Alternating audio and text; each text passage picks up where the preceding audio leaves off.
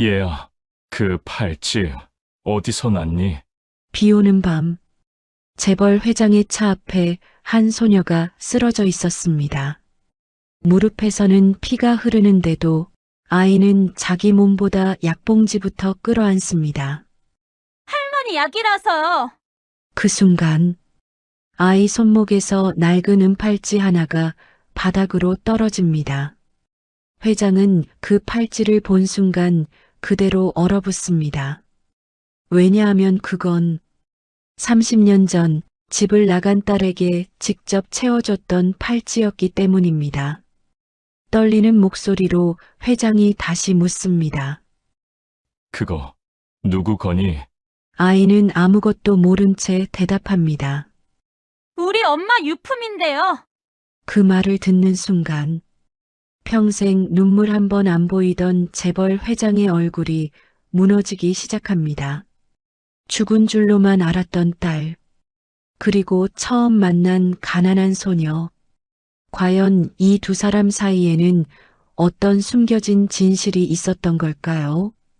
지금부터 가슴 아픈 그 이야기를 들려드리겠습니다.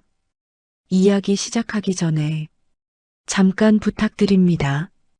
구독과 좋아요 눌러주시고 알림 설정까지 해주시면 큰 힘이 됩니다. 항상 건강하시고 편안한 시간 되시길 바랍니다. 감사합니다. 아저씨 잠깐만요. 거스름돈 하나가 비었어요. 비에 젖은 시장 골목 끝에서 여자의 다급한 목소리가 들렸습니다. 서하은은 편의점 유니폼 위에 얇은 회색 후드 집업 하나만 걸친 채 숨을 몰아쉬고 있었습니다. 새벽 공기는 뼛속까지 스며들 만큼 차가웠고 축축하게 젖은 운동화 안에서는 양말이 발가락에 달라붙는 소리가 느껴질 정도였습니다. 손에는 작은 비닐봉지가 들려 있었습니다. 반찬통 하나, 천식약 하나, 그리고 할인 딱지가 붙은 삼각김밥 2개였습니다. 하은은 손끝이 얼어붙은 채로 잔돈을 다시 세었습니다.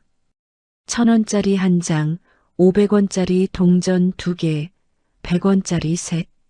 계산이 맞지 않았습니다. 아이고 학생 미안해요. 내가 정신이 없네. 반찬 가게 주인은 허겁지겁 앞치마 주머니를 뒤졌습니다. 하은은 괜찮다고 웃어 보였지만 얼굴은 이미 새하얗게 질려 있었습니다. 밤 11시가 넘은 시간이었고 편의점 야간 알바를 가려면 버스를 놓쳐서는 안 됐습니다. 하지만 하은은 그 돈 1,000원이 꼭 필요했습니다. 1,000원이면 할머니가 좋아하는 두부 반모를 살 수 있었고 며칠째 미뤄둔 전기요금도 조금은 보탤 수 있었기 때문입니다. 여러분, 살다 보면 그런 순간 있지 않나요?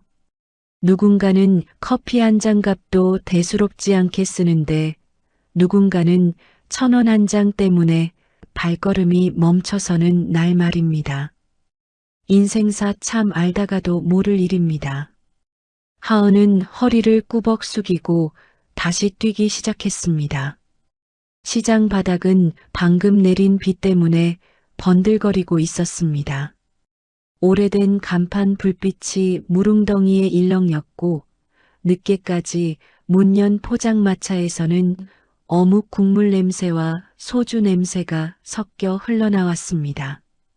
하은은 무릎까지 차오르는 피로를 억지로 삼켰습니다. 오늘만 버티자. 이번 달 월세까지만 막자. 할머니 약 떨어질 때까지만 버티자. 그 생각 하나로 살아왔습니다. 휴대전화 진동이 울렸습니다. 하은아, 언제 오냐? 할머니 윤미경의 목소리는 기침 사이사이 끊어지고 있었습니다. 거의 다 왔어요.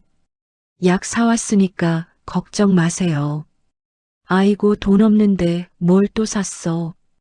괜찮아요. 오늘 야간 수당 들어왔어요. 거짓말이었습니다. 오늘 야간 수당은 아직 들어오지 않았습니다. 하지만 하은은 익숙했습니다. 걱정하는 할머니 앞에서 괜찮은 척 웃는 것 말입니다. 전화를 끄는 하은은 다시 달리기 시작했습니다. 그때였습니다. 골목 끝에서 갑자기 눈부신 헤드라이트가 번쩍 들어왔습니다. 검은 세단 한 대가 미끄러지듯 좁은 도로로 들어오고 있었습니다. 하은은 순간 발을 멈추려 했지만 젖은 운동화 밑창이 그대로 미끄러졌습니다. 기익! 날카로운 브레이크 소리가 새벽 골목을 찢었습니다. 몸이 허공으로 붕 뜨는 느낌이 들었습니다. 하은은 그대로 차 앞에 쓰러졌습니다. 비닐봉지가 바닥으로 굴러갔고 약봉지가 무릉덩이에 떨어졌습니다. 아이고, 학생 괜찮아요? 운전기사 오상철이 다급히 차에서 내렸습니다. 하지만 하은은 자기 무릎보다 먼저 바닥에 떨어진 약봉지를 붙잡았습니다. 젖은 손으로 약봉지를 털어내는 모습이 처량할 만큼 필사적이었습니다. 아, 다행이다. 하은은 안도의 숨을 내쉬었습니다. 무릎에서는 피가 배어나오고 있었지만 신경 쓸 겨를도 없었습니다. 그 모습을 차 안에서 바라보던 강태섭 회장의 눈빛이 천천히 흔들렸습니다. 창문 너머로 보이는 소녀의 얼굴이 이상하게 낯설지 않았기 때문입니다. 비에 젖은 머리카락, 이를 악물고 울음을 참는 눈빛, 누구에게도 짐이 되기 싫다는 표정, 오래전 기억 속 누군가와 너무 닮아 있었습니다. 강태섭은 천천히 차 문을 열었습니다. 차 안에서는 은은한 가죽 냄새와 고급 향수 냄새가 흘러나왔습니다. 하지만 밖의 공기는 달랐습니다. 비 냄새, 흙 냄새, 오래된 시장 특유의 눅눅한 냄새가 뒤섞여 있었습니다. 회장은 잠시 미간을 찌푸렸습니다. 평생 이런 골목과는 거리를 두고 살아온 사람이었습니다. 하지만 이상하게도 발걸음이 떨어지지 않았습니다. 많이 다쳤나? 낮고 무거운 목소리에 하은이 고개를 들었습니다. 그리고 본능적으로 몸을 움츠렸습니다. 비싼 정장, 광택나는 구두, 주름 하나 없는 코트. 하은은 단번에 알았습니다. 자기랑은 완전히 다른 세상 사람이라는 걸 말입니다. 죄송합니다. 제가 앞을 못 봤어요. 하은은 급히 허리를 숙였습니다. 강태섭은 아무 말 없이 하은을 내려다봤습니다. 손등은 빨갛게 얼어 있었고 손톱 끝은 거칠게 갈라져 있었습니다. 어린 여자아이가 하기엔 너무 많은 일을 해온 손이었습니다. 그 순간이었습니다. 툭! 하은의 손목에서 무언가 떨어졌습니다. 작은 은팔찌 하나였습니다. 낡고 오래돼 색이 거의 발에 있었지만 중앙에는 작은 별 모양 장식이 달려 있었습니다. 강태섭의 눈동자가 그대로 멈췄습니다. 심장이 순간 내려앉는 느낌이었습니다. 귀에서는 빗소리조차 들리지 않았습니다. 손끝이 떨리기 시작했습니다. 그 팔찌를 모를 리 없었습니다. 30년 전 세상에 하나뿐인 딸 생일에 직접 채워줬던 팔찌였습니다. 그날 어린 유정은 웃으며 말했었습니다. 아빠, 나 잃어버리면 이걸로 꼭 찾아야 돼.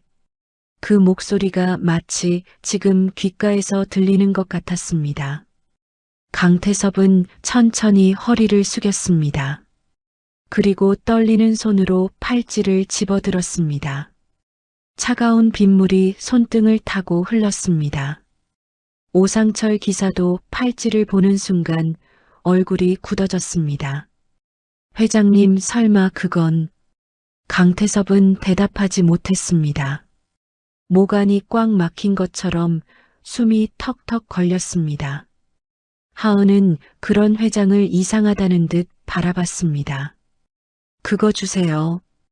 강태섭은 팔찌를 꽉 쥔 채 하은을 바라봤습니다. 희미한 가로등 불빛 아래에서 보이는 눈매가 점점 더 누군가와 닮아가기 시작했습니다. 아니었습니다. 닮은 정도가 아니었습니다. 기억 속 딸 유정의 얼굴이 그대로 겹쳐지고 있었습니다. 여러분, 사람은 평생 잊고 산다고 생각했던 얼굴 하나를 단 한순간에 다시 떠올릴 때가 있습니다. 냄새 하나, 눈빛 하나, 말투 하나만으로도 말입니다. 강태섭에게 지금 그 밤이 바로 그런 밤이었습니다. 하은은 점점 불안해졌습니다. 왜 그러세요? 강태섭의 입술이 천천히 떨렸습니다. 그리고 아주 어렵게 말이 흘러나왔습니다. 얘야. 목소리가 갈라졌습니다. 그 팔찌 어디서 났니? 하은은 잠시 망설였습니다. 경계하는 눈빛이 스쳤습니다. 하지만 이내 조용히 입을 열었습니다. 우리 엄마 유품인데요. 그 말을 들은 순간 강태섭의 얼굴이 순식간에 새하얗게 질렸습니다. 손에서 팔찌가 떨어질 뻔했습니다. 그리고 그날 밤 그가 평생 덮어두려 했던 과거가 다시 숨을 쉬기 시작했습니다. 빗물이 처마 끝에서 뚝뚝 떨어지고 있었습니다. 시장 골목은 어느새 더 조용해졌습니다. 포장마차 하나가 철판을 닦는 소리만 희미하게 들렸고 늦은 버스를 기다리는 사람들 그림자가 축축한 바닥 위로 길게 늘어져 있었습니다. 강태섭은 한동안 아무 말도 하지 못했습니다. 손안에 쥔 낡은 팔찌가 자꾸만 떨렸습니다. 그 작은 은팔찌 하나가 30년 가까이 닫혀있던 기억의 문을 억지로 열어젖히고 있었습니다. 회장님, 오상철 기사가 조심스럽게 불렀습니다. 하지만 강태섭은 듣지 못한 사람처럼 서 있었습니다. 눈앞에 있는 건 분명 처음 보는 여자아이인데 이상하게 작고 딸 유정의 얼굴이 겹쳐 보였습니다. 비 맞은 채 입술 깨물던 모습, 억울한 일을 당해도 끝내 눈물은 안 보이려던 성격, 누군가 걱정할까봐 괜찮다고 먼저 웃던 버릇까지 모든 게 닮아 있었습니다. 하은은 점점 표정이 굳어졌습니다. 처음엔 단순히 무서운 부자인 줄 알았습니다. 그런데 지금 이 노인은 꼭 귀신이라도 본 사람처럼 자기 얼굴만 바라보고 있었기 때문입니다. 하은은 조심스럽게 팔찌를 다시 받아 손목에 채웠습니다. 저 가봐야 돼요. 강태섭은 그 말에 퍼뜩 정신을 차렸습니다. 잠깐, 목소리가 생각보다 급하게 튀어나왔습니다. 하은은 움찔했습니다. 예.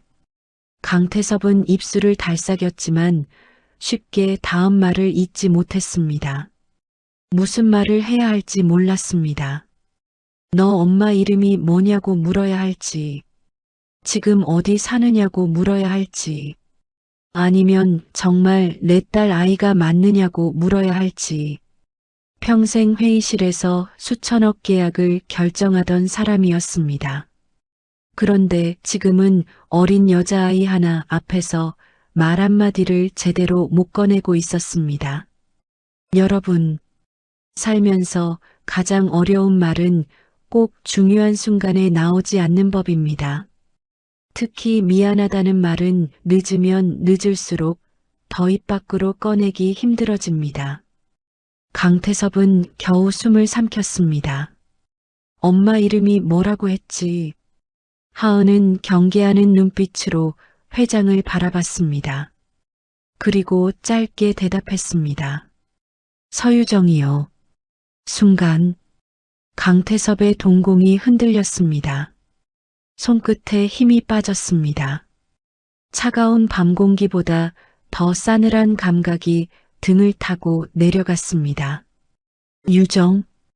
그 이름을 마지막으로 들은 게 언제였는지 기억조차 나지 않았습니다. 아니, 정확히는 일부러 기억하지 않으려 했습니다. 딸이 집을 나간 날 이후 강태섭은 단 한 번도 먼저 이름을 입에 올리지 않았습니다. 회사에서는 금기였습니다. 집에서도 마찬가지였습니다. 하지만 사람 마음이 참 이상합니다. 억지로 잊으려 할수록 더 선명해지는 얼굴이 있습니다. 특히 자식은 그렇습니다. 강태섭은 무너질 듯 흔들리는 시선으로 하은을 바라봤습니다. 엄마가 어디 계시니? 하은의 표정이 순간 어두워졌습니다. 방금 전까지 경계하던 얼굴 위로 아주 짙은 그림자가 내려앉았습니다. 그리고 작은 목소리가 들렸습니다. 돌아가셨어요. 강태섭은 그대로 숨이 턱 막혔습니다. 빗소리가 멀어졌습니다. 시장 간판 불빛도 흐려졌습니다. 가슴 한가운데가 움푹 꺼지는 느낌이 들었습니다. 오상철 기사가 놀라 회장을 붙들었습니다. 회장님 괜찮으십니까? 강태섭은 대답하지 못했습니다. 딸이 죽었다. 그 생각 하나가 머릿속에서 계속 울렸습니다. 혹시라도 살아있을까? 언젠가 문이라도 열고 들어올까? 평생 모른 척했지만 사실은 그런 기대 하나로 버텨왔습니다. 그런데 지금 처음 보는 여자아이 입에서 딸의 부고를 듣고 있었습니다. 하은은 그런 회장이 이상했습니다. 자기 엄마 이야기에 왜 저렇게 충격받는지 이해할 수 없었습니다. 저 진짜 가봐야 돼요. 하은은 젖은 약봉지를 품에 안았습니다. 할머니 혼자 계셔서요. 강태섭은 무의식적으로 하은 손목을 붙잡으려다 멈췄습니다. 거칠게 튼 손등이 눈에 들어왔습니다. 저 손으로 얼마나 많은 밤을 버텼을까 싶었습니다. 지금 어디 사니? 왜 자꾸 물으세요? 하은 목소리에 처음으로 날이 섰습니다. 저 돈 없어요. 그 말이 강태섭 가슴을 세게 찔렀습니다. 돈. 평생 돈 때문에 딸을 잃어놓고 지금 손녀일지도 모르는 아이 앞에서도 결국 돈 있는 사람으로 보이고 있었습니다. 하은은 조용히 말을 이었습니다. 저 이상한 사람 아니에요. 사고 난 것도 죄송하다고 했잖아요. 강태섭은 순간 아무 말도 할 수 없었습니다. 그 말 속에는 너무 많은 체념이 들어 있었습니다. 가난한 사람은 먼저 의심받는다는 걸, 누군가 친절하면 이유부터 의심해야 한다는 걸, 하은은 너무 일찍 베어버린 얼굴이었습니다. 비바람이 다시 거세졌습니다. 하은의 얇은 후드 끝에서 빗물이 뚝뚝 떨어졌습니다. 강태섭은 그 모습을 멍하니 바라보다 자기 코트를 벗었습니다. 그리고 조용히 하은 어깨 위에 덮어주려 했습니다. 하지만 하은은 깜짝 놀라 한 발 뒤로 물러났습니다. 괜찮아요. 입어라. 정말 괜찮습니다. 강태섭은 그 짧은 말에서 묘한 울컥함을 느꼈습니다. 유정도 딱 저랬습니다. 힘들어도 괜찮다고 했고, 아파도 괜찮다고 했고, 울고 싶을 때도 괜찮다고 웃었습니다. 그러다가 결국 혼자 다 버티다 떠나버렸습니다. 강태섭은 천천히 코트를 걷어들였습니다. 손끝이 떨렸습니다. 학생, 오상철 기사가 조심스럽게 나섰습니다. 병원이라도 가봐야 하지 않겠습니까? 무릎 다치셨는데. 하은은 얼른 바지를 털었습니다. 무릎에서는 피가 배어나오고 있었지만 대수롭지 않은 척 웃었습니다. 이 정도는 괜찮아요. 그러고는 갑자기 가방 안을 뒤지기 시작했습니다. 하은 얼굴이 점점 하얗게 질렸습니다. 손이 떨리기 시작했습니다. 비닐봉지를 뒤집고 주머니를 뒤졌습니다. 그리고 점점 숨이 거칠어졌습니다. 왜 그러니? 하은은 금방이라도 울 것 같은 얼굴로 중얼거렸습니다. 약값 봉투가 없어졌어요. 그 말에 강태섭 시선이 바닥으로 향했습니다. 빗물 사이에 젖은 흰 봉투 하나가 붙어 있었습니다. 강태섭은 천천히 봉투를 집었습니다. 젖은 봉투 안에는 구겨진 10,000원짜리 몇 장과 동전들이 들어 있었습니다. 그 돈을 보는 순간 이상하게 가슴이 먹먹해졌습니다. 수천억짜리 계약서에는 눈 하나 깜짝 안 하던 사람이었습니다. 그런데 지금은 비에 젖은 10,000원짜리 몇 장이 왜 이렇게 무겁게 느껴지는지 알 수 없었습니다. 하은은 급히 봉투를 받아들었습니다. 그리고 안도의 숨을 내쉬었습니다. 정말 다행이라는 얼굴이었습니다. 강태섭은 조용히 물었습니다. 그 돈이 그렇게 중요하니? 하은은 잠시 머뭇거리다가 작게 웃었습니다. 할머니 병원비요. 그 말에 강태섭은 결국 시선을 피했습니다. 딸도 예전에 똑같은 말을 했었습니다. 아빠, 돈 없으면 좀 어때요? 사람만 안 아프면 되잖아요. 그때는 몰랐습니다. 돈이면 다 해결되는 줄 알았습니다. 하지만 결국 돈으로도 못 막는 게 있었습니다. 후회였습니다. 놓쳐버린 시간이었습니다. 그리고 다신 돌아오지 않는 가족이었습니다. 하은은 다시 고개 숙여 인사했습니다. 정말 죄송했습니다. 그리고 돌아서 뛰기 시작했습니다. 젖은 운동화가 철벅철벅 소리를 냈습니다. 강태섭은 그 뒷모습을 한참 바라봤습니다. 비 오는 골목 끝으로 점점 작아지는 여자아이 등을 보는데 이상하게 가슴이 미어졌습니다. 오상철 기사가 조심스럽게 입을 열었습니다. 회장님, 강태섭은 천천히 중얼거렸습니다. 상철아, 목소리가 갈라져 있었습니다. 저 아이 다시 찾아야겠다. 오상철은 놀란 얼굴로 회장을 바라봤습니다. 강태섭은 아직도 골목 끝만 바라보고 있었습니다. 마치 이번엔 절대로 놓치고 싶지 않다는 사람처럼 말입니다. 그 순간 검은 승용차 안어둠 속에서 누군가 그 장면을 지켜보고 있었습니다.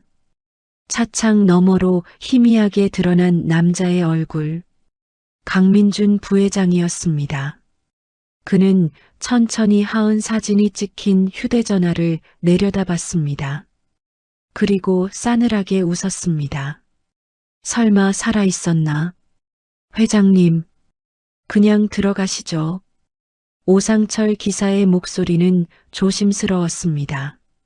하지만 강태섭은 대답하지 않았습니다. 검은 세단 안은 따뜻했습니다. 잔잔한 클래식 음악이 흐르고 있었고 고급 가죽 시트에서는 은은한 향이 배어 나왔습니다. 그런데도 이상하게 추웠습니다. 손끝이 자꾸 떨렸습니다. 강태섭은 창밖만 바라보고 있었습니다. 비 오는 시장 골목 끝, 작아지는 여자아이 뒷모습, 젖은 운동화 소리, 그 모든 게 자꾸 가슴을 후벼 팠습니다. 회장님, 오상철이 다시 불렀습니다. 병원에서 오늘 무리하지 말라 하지 않았습니까? 그제야 강태섭이 천천히 입을 열었습니다. 상철아. 예. 유정이 떠난 지가 몇 년이냐? 오상철은 선뜻 대답하지 못했습니다. 그 이름은 두 사람 사이에서도 오랫동안 꺼내지 않던 이름이었기 때문입니다. 거의 30년 다 돼갑니다. 강태섭은 허탈하게 웃었습니다. 30년. 낮게 중얼거리는 목소리에 오래 묵은 후회가 묻어 있었습니다. 30년이면 강산도 변한다는데 자기 마음 하나는 아직도 그날에 멈춰 있었습니다. 딸이 마지막으로 집을 나가던 날, 비가 오늘처럼 쏟아졌었습니다. 젖은 채 현관 앞에 서 있던 유정은 끝까지 울지 않았습니다.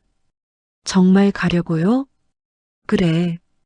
아버지, 저 그냥 딸로만 보면 안 돼요? 그때 강태섭은 차갑게 말했습니다.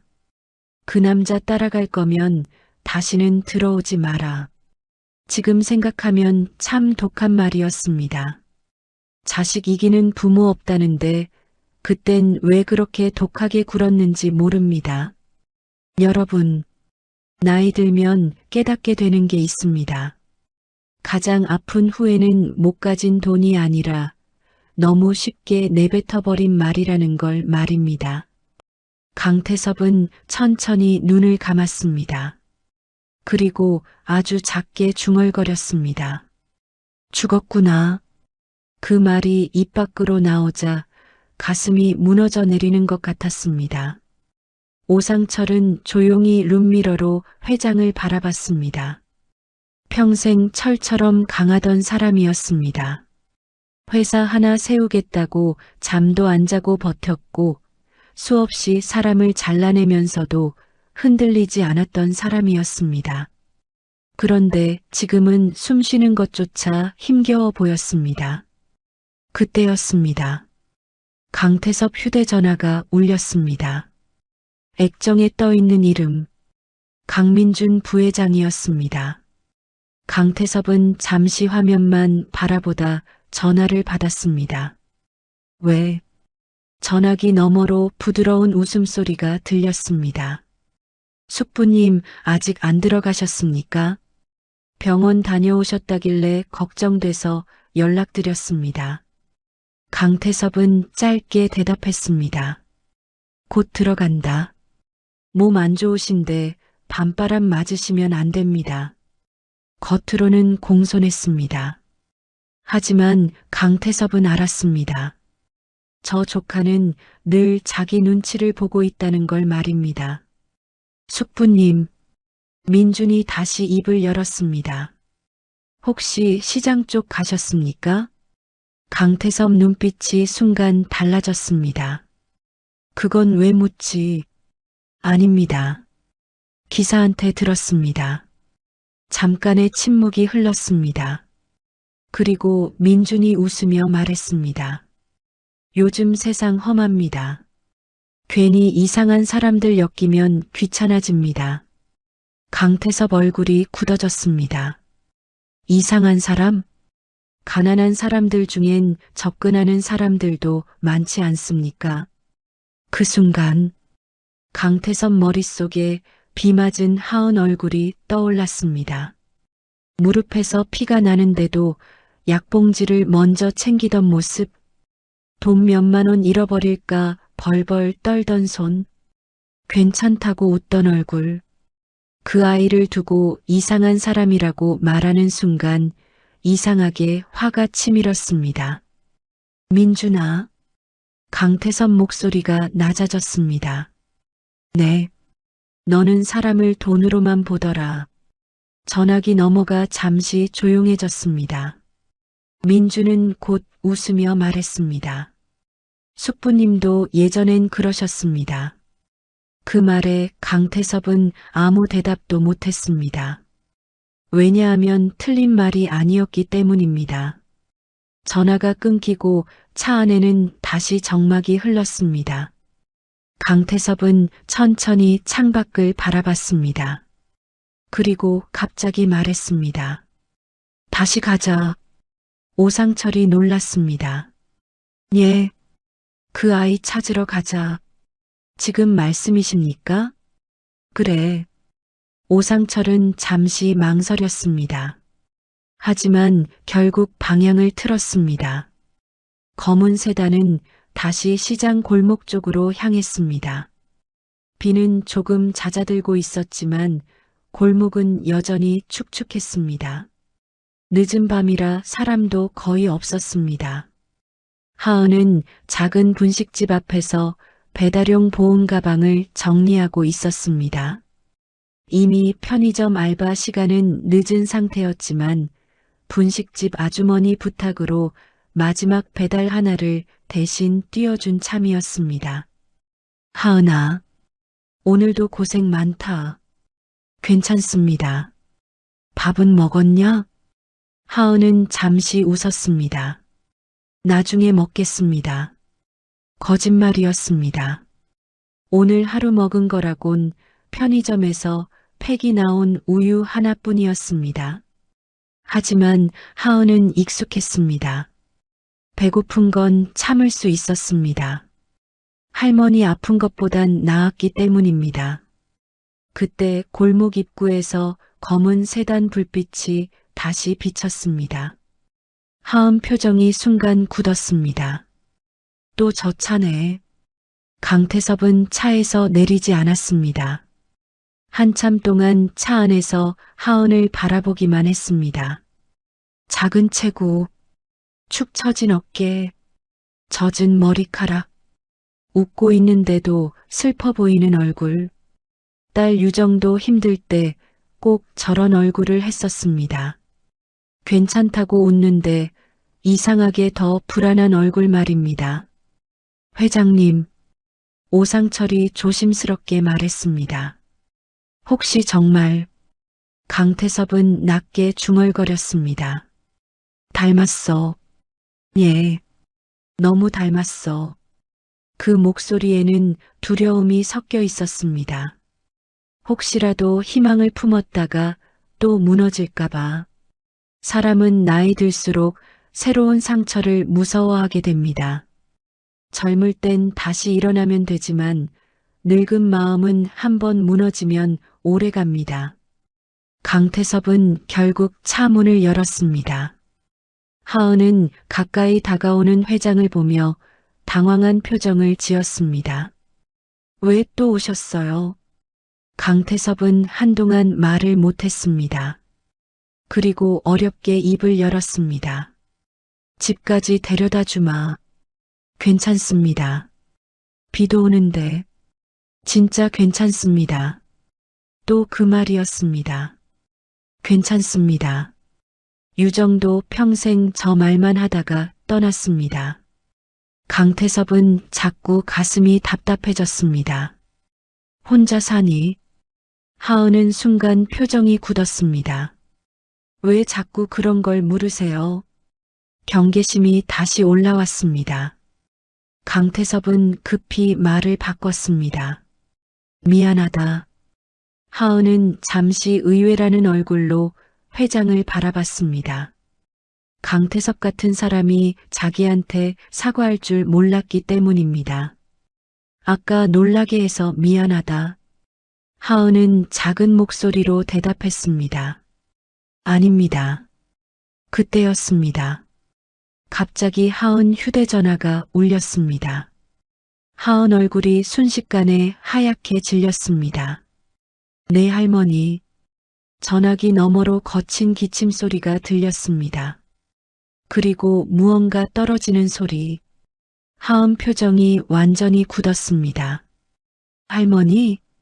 숨이 거칠어졌습니다. 할머니 말씀해 보세요. 하지만 돌아오는 건 힘겨운 숨소리뿐이었습니다. 하은은 그대로 뛰기 시작했습니다. 할머니, 젖은 골목 바닥을 정신없이 달려가는 뒷모습.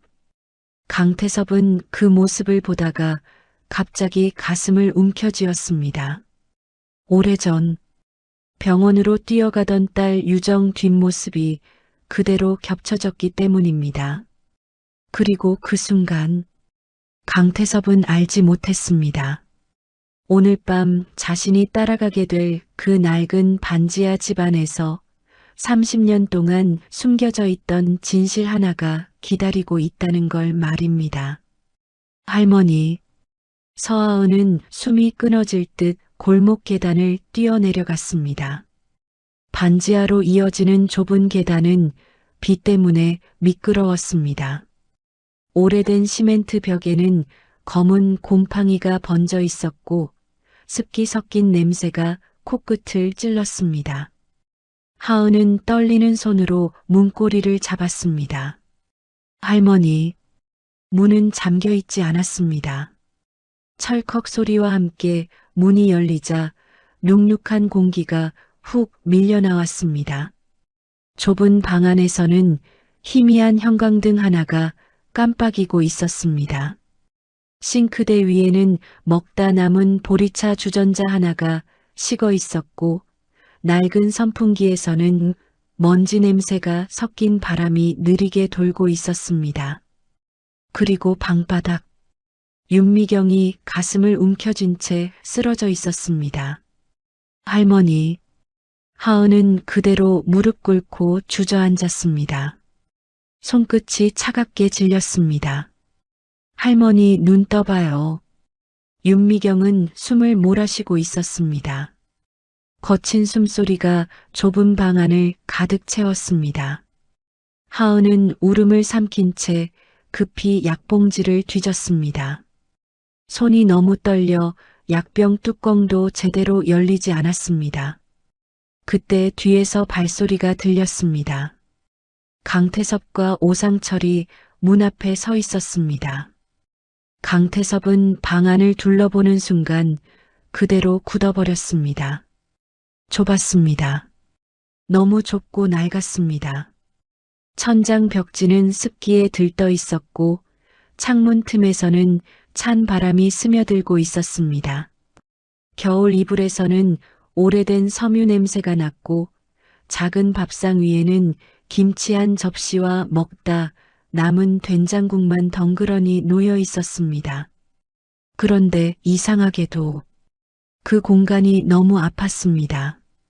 딸이 이런 곳에서 살았을지도 모른다는 생각이 처음으로 현실처럼 다가왔기 때문입니다.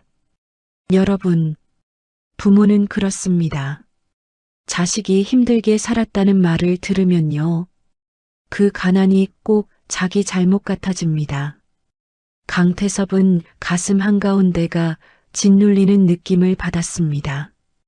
병원부터 가야겠습니다. 오상철이 급히 말했습니다. 하지만 하은은 당황한 얼굴로 고개를 저었습니다. 안 돼요. 학생, 응급실 가면 돈 많이 나와요. 그 말에 방 안이 순간 조용해졌습니다. 하은은 익숙하다는 듯 말했지만 그 말이 너무 서글펐습니다. 사람이 아픈데도 먼저 병원비를 걱정해야 하는 삶. 강태섭은 그 순간 숨이 막혔습니다. 왜냐하면 예전 유정도 똑같은 말을 했었기 때문입니다. 아빠 병원비 너무 비싸. 나 괜찮아. 그때 강태섭은 화를 냈었습니다.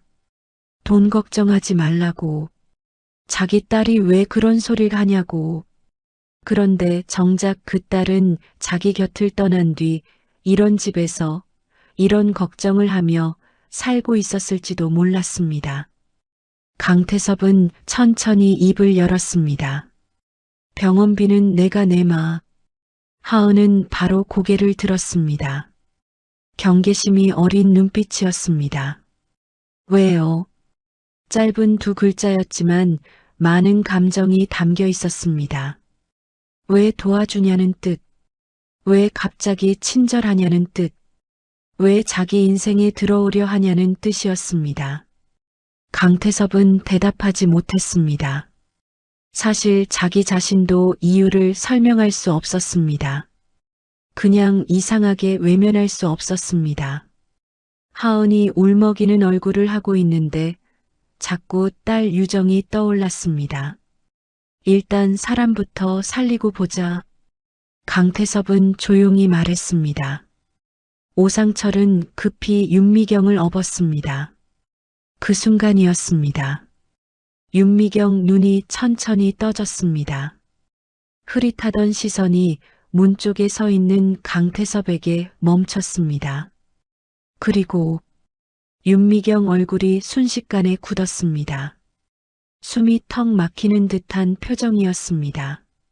당신, 쉰 목소리가 떨렸습니다.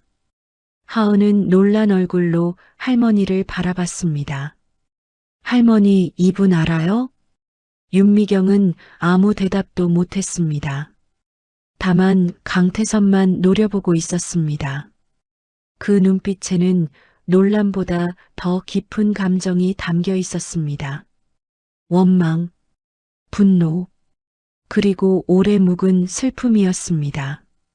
강태섭도 움직이지 못했습니다. 윤미경 얼굴을 알아봤기 때문입니다. 30년 전 딸 유정 옆에서 끝까지 자기 딸 편을 들어주던 사람이었습니다. 유정이 집 나가던 날 눈물 흘리며 자기 앞에 무릎 꿇었던 사람이었습니다. 회장님, 제발 유정이 좀 안아주세요. 하지만 그때 강태섭은 끝내 딸을 붙잡지 않았습니다. 윤미경은 떨리는 숨을 몰아쉬며 말했습니다. 왜 이제 와서? 하은은 두 사람을 번갈아 바라봤습니다. 상황을 이해할 수 없었습니다. 할머니, 윤미경 눈가가 붉어졌습니다. 여긴 왜 왔어요? 강태섭은 입술을 달싹였지만 아무 말도 나오지 않았습니다. 윤미경은 떨리는 목소리로 말을 이었습니다.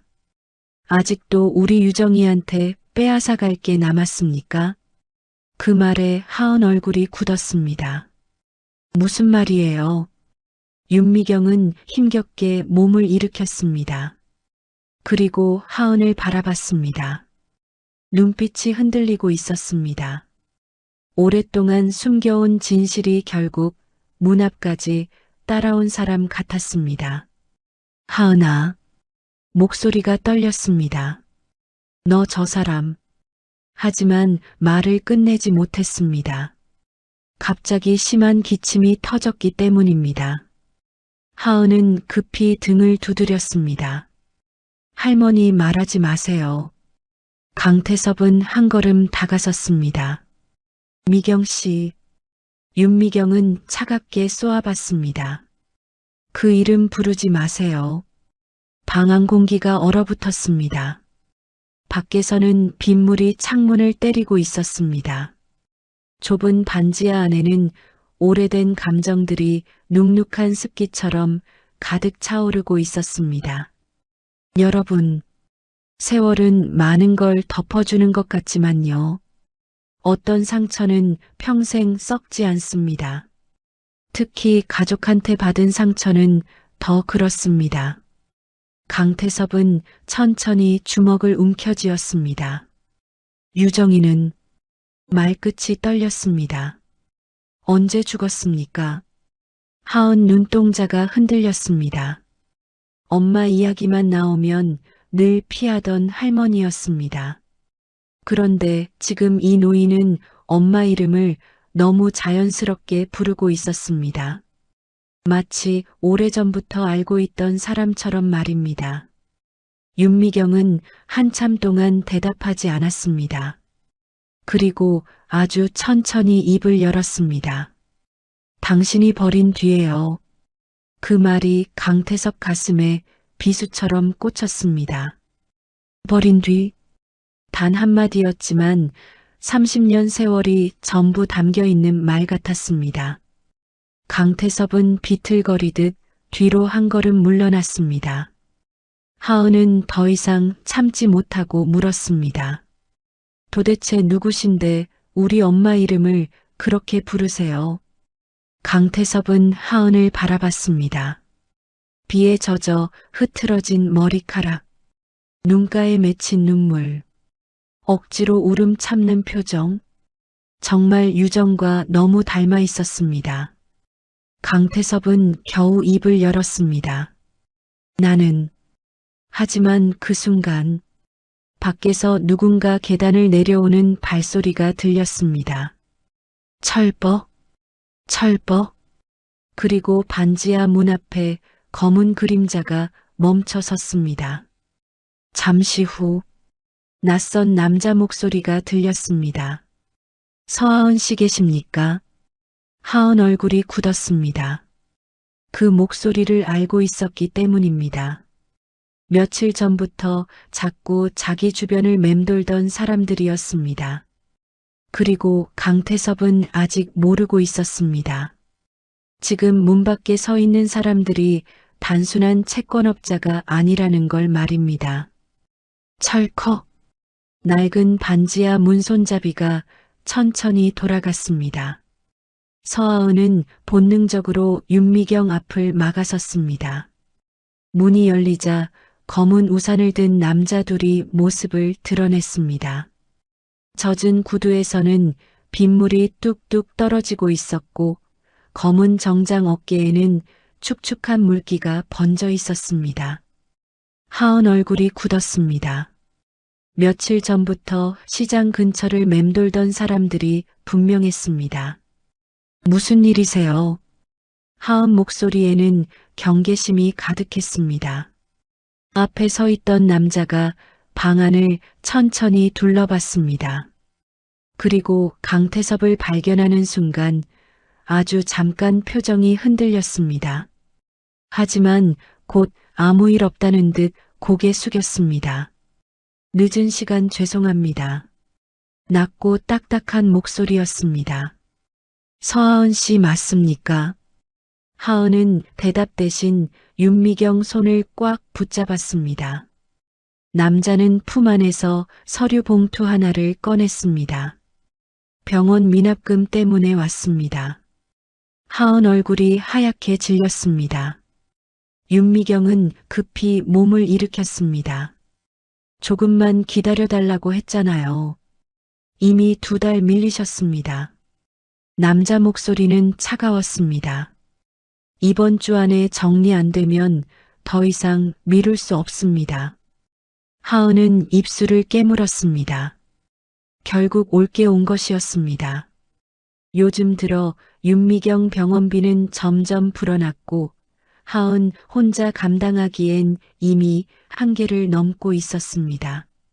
낮에는 시장 배달, 밤에는 편의점 야간 알바, 쉬는 날에는 전단지 붙이는 일까지 했지만 늘 부족했습니다. 그래도 하은은 버텼습니다. 자기 하나 힘든 건 참을 수 있었습니다. 다만 할머니만큼은 아프지 않았으면 좋겠다고 생각했습니다. 여러분, 사람이 정말 사랑하는 존재가 생기면요. 자기 인생은 어떻게 돼도 상관없어집니다. 밥 굶는 것도, 잠 못 자는 것도 다 견딜 수 있습니다.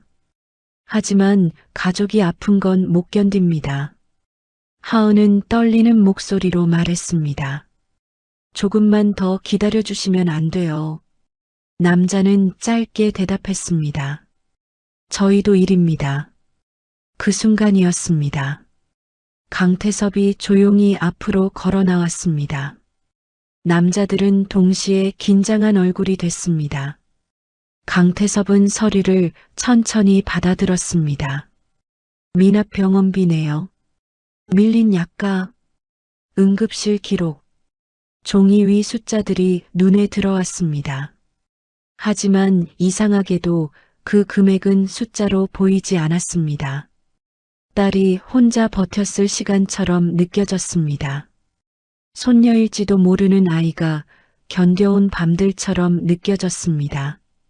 강태섭은 낮게 물었습니다. 얼마지? 남자들이 서로 눈치를 봤습니다. 회장님. 그 말에 하은 눈동자가 흔들렸습니다. 회장님. 그 단어가 좁은 반지하 안에 묵직하게 떨어졌습니다. 하은은 천천히 강태섭을 바라봤습니다. 처음부터 평범한 사람이 아니라는 건 알았습니다. 하지만 회장이라는 말은 생각보다 훨씬 멀고 큰 세상 이야기처럼 느껴졌습니다. 강태섭은 다시 물었습니다. 얼마냐고 물었다. 남자가 조심스럽게 금액을 말했습니다. 강태섭은 아무 말 없이 오상철을 바라봤습니다. 정리해라. 짧은 한마디였습니다. 하지만 그 순간 하은 얼굴이 굳었습니다. 안 됩니다.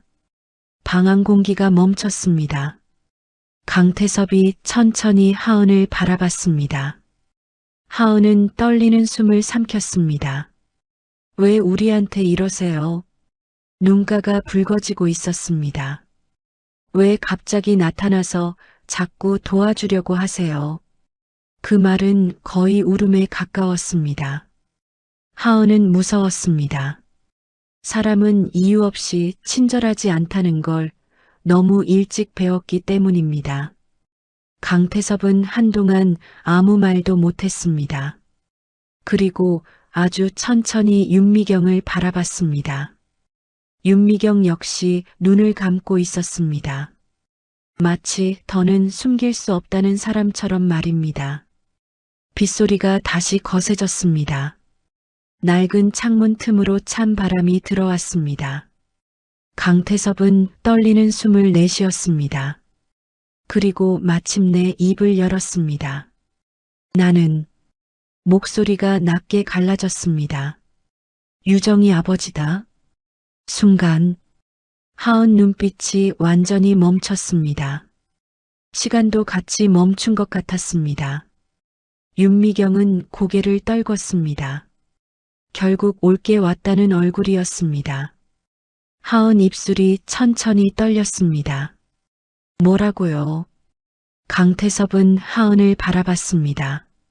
눈가에는 어느새 물기가 맺혀 있었습니다. 나는 숨이 막히는 듯 목소리가 떨렸습니다. 내 엄마 아버지다. 하은은 믿을 수 없다는 듯 뒤로 물러났습니다. 머릿속이 하얘졌습니다. 엄마는 한 번도 외할아버지 이야기를 제대로 한 적이 없었습니다. 그저 멀리 있다고만 했고 볼 수 없는 사람이라고만 했습니다. 그런데 지금 엄마를 버렸다는 사람이 눈앞에 서 있었습니다. 하은 눈에서 결국 눈물이 떨어졌습니다. 왜 이제 왔어요? 짧은 한마디였지만 그 안에는 너무 많은 감정이 담겨 있었습니다. 외로웠던 시간, 억울했던 시간, 엄마를 잃은 밤들, 혼자 울었던 순간들이 모두 섞여 있었습니다. 강태섭은 아무 말도 못했습니다. 무슨 말을 해도 변명이 될 것 같았습니다. 윤미경이 떨리는 목소리로 입을 열었습니다. 유정이는 끝까지 당신 기다렸어요. 강태섭 눈빛이 흔들렸습니다. 아버지가 한 번쯤은 찾아와 줄 거라고. 방안이 조용해졌습니다. 윤미경은 천천히 낡은 장롱 쪽으로 걸어갔습니다. 그리고 오래된 서랍 하나를 열었습니다. 그 안에는 빛바랜 사진 몇 장과 작은 상자가 들어 있었습니다. 윤미경은 그중 낡은 봉투 하나를 꺼냈습니다. 봉투 겉면에는 삐뚤한 글씨가 적혀 있었습니다. 아버지께. 강태섭 손끝이 떨렸습니다. 유정이가 죽기 전에 쓴 겁니다. 강태섭은 떨리는 손으로 봉투를 받아들었습니다. 종이에서는 오래된 시간 냄새가 났습니다. 강태섭은 쉽게 봉투를 열지 못했습니다. 30년 동안 외면했던 딸의 마음이 그 안에 들어있는 것 같았기 때문입니다. 여러분, 사람은 가장 보고 싶은 걸 가장 늦게 마주하게 됩니다. 그리고 그때는 이미 너무 늦어버린 경우가 많습니다. 강태섭은 결국 천천히 편지를 펼쳤습니다. 그리고 떨리는 눈으로 읽기 시작했습니다. 아버지, 저는 아직도 아버지를 미워하는 법을 모르겠습니다. 그 문장을 읽는 순간 강태섭 눈에서 뜨거운 눈물이 떨어졌습니다. 평생 처음이었습니다. 남들 앞에서 그렇게 무너져 우는 건 처음이었습니다. 아버지, 저도 엄마가 되고 나니까 조금 알 것 같습니다. 왜 그렇게 저를 놓지 못했는지, 왜 그렇게 두려우셨는지. 강태섭은 편지를 붙잡은 채 흐느꼈습니다. 하은은 그런 노인을 처음 바라봤습니다. 엄마를 버린 사람, 원망해야 할 사람. 그런데 지금 눈앞에는 늦게 후회하는 늙은 아버지 하나만 남아 있었습니다. 강태섭은 떨리는 목소리로 마지막 줄을 읽었습니다. 아버지, 혹시 제 딸을 만나게 된다면 그 아이만큼은 외롭게 두지 말아주세요. 그 순간 하은은 끝내 참았던 눈물을 터뜨렸습니다. 윤미경도 얼굴을 감싼 채 흐느꼈습니다. 좁은 반지하 안에는 오래된 후회와 그리움이 빗물처럼 가득 차올랐습니다. 밖에서는 새벽비가 조용히 내리고 있었습니다. 그리고 그날 밤 강태섭은 처음으로 깨달았습니다.